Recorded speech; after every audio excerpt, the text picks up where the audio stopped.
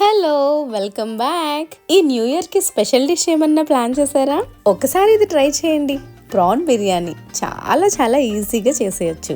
Simple వేలో చూపించబోతున్నాను. కూర వండుకుని తర్వాత రైస్ ని వేసి దమ్ చేయడమే. బిగినర్స్ కూడా చేసేయచ్చు. చూసారా ఎంత పర్ఫెక్ట్ గా వచ్చిందో. టేస్ట్ కూడా చాలా బాగుంది. మరి ఇంకెందుకు ఆలస్యం, ప్రాసెస్లోకి వెళ్ళిపోదామా? First half KG basmati rice అంటే 2 కప్పుల రైస్ని మంచిగా కడిగి నానపెట్టుకోవాలి. ఇక్కడ నేను 700 గ్రామ్స్ పచ్చి రొయ్యలు తీసుకున్నాను. తొక్క వలిచాక 700 గ్రామ్స్. మాకు ఇక్కడ ఫ్రోజనే దొరుకుతాయి కాబట్టి వాల్మార్ట్లో దొరికి ఈ రొయ్యలు తీసుకున్నాను. ఇవంతా మంచిగా క్లీన్ చేసే ఉంటాయి, నరం కూడా తీసి. ఇప్పుడు దీంట్లోకి ఉప్పు, పసుపు, నిమ్మరసం వేసి మంచిగా కడుక్కోవాలి. బిర్యానీలోకి రొయ్యలు ఇంత సైజు ఉంటేనే బాగుంటుంది. ఈ కడిగిన రొయ్యల్ని ఒక పాత్రలోకి తీసుకుని 1 teaspoon salt, 1/4 teaspoon పసుపు, 1 టేబుల్ స్పూన్ అల్లం వెల్లుల్లి పేస్ట్ వేసి స్టవ్ మీద పెట్టి ఉడికించుకోవాలి. దీంట్లో నుంచి నీరు ఊరుతున్నప్పుడు అల్లం పేస్ట్ అంతా ఈవెన్గా కలిసేలాగా ఒకసారి తిప్పుకొని నీరంతా ఎగిరిపోయేంత వరకు మీడియం ఫ్లేమ్లో ఉంచి ఉడికించుకోవాలి. ఇలా నీరంతా ఎగిరిపోయాక వీటిని తీసి పక్కన పెట్టి ఇదే ప్యాన్లో 3 టేబుల్ స్పూన్స్ ఆయిల్ వేసి, మనం చేస్తుంది బిర్యానీ కాబట్టి ఫస్ట్ బిర్యానీ స్పైసెస్ అన్నీ వేసుకోవాలి.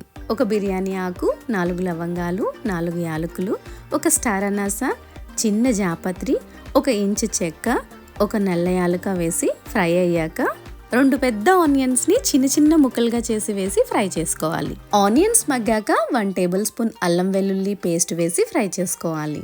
అల్లం వెల్లుల్లి పేస్ట్ కూడా ఫ్రై అయ్యాక 2 పెద్ద టమాటోలను ముక్కలుగా చేసి వేసుకుని అవి కూడా మగ్గించుకోవాలి. బిర్యానీలోకి టమాటోనా అనుకుంటున్నారా?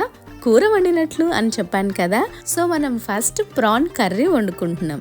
ఈ టమాటో ప్లేస్ లో మీరు కావాలంటే 1/2 కప్ కర్డ్ కూడా తీసుకోవచ్చు. టమాటో అయినా పెరుగైనా గ్రేవీ రావడం కోసమే.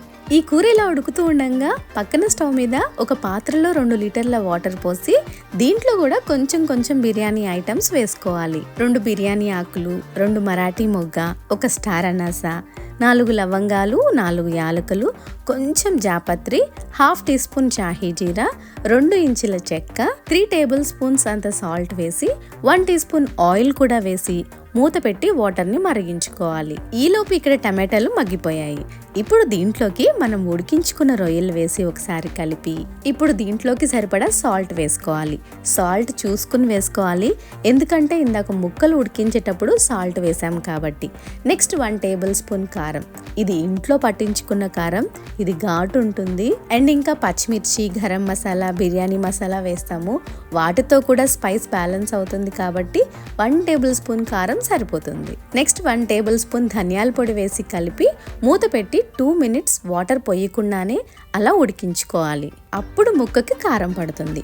2 మినిట్స్ తర్వాత మూత తీసి ఒకసారి కలిపి కొంచెం వాటర్ పోసి దగ్గర పడేంత వరకు ఉడకనివ్వాలి.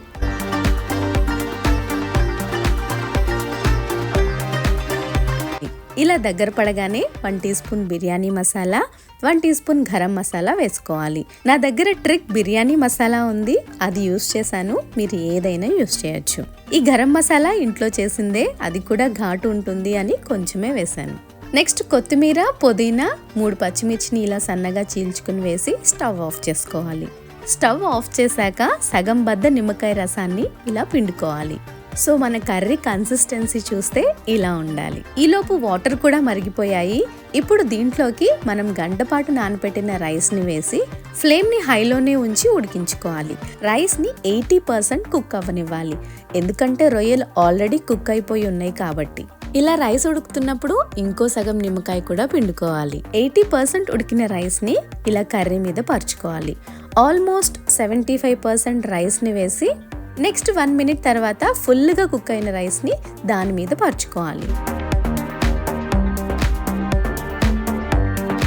ఇప్పుడు దీని మీద కొత్తిమీర, పుదీనా, ఫ్రైడ్ ఆనియన్స్ స్కిప్ చేయకూడదు. నెక్స్ట్ 2 టేబుల్ స్పూన్స్ రైస్ని ఉడికించిన వాటర్ని వేస్తున్నాను.